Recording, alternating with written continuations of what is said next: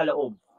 Yun yung malupit. Yun ang, yeah. Alam niyo na, Pinoy lifetime subscription plan. Sinusumbat. Oo. Yeah. At isa sa mga toxic trait ng Pilipino, yung may unlimited memory sila.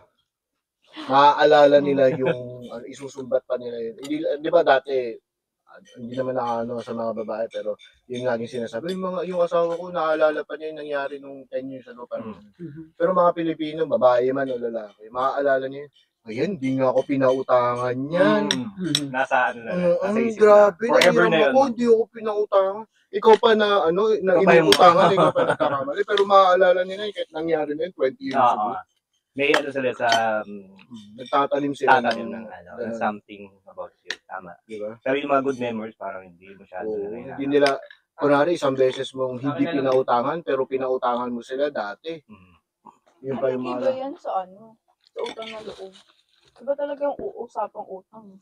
Hindi, Utang na loob, utang na... kunyari, pinag-aral kita, ganyan. Isusumbat na sa'yo. Nasusumbat.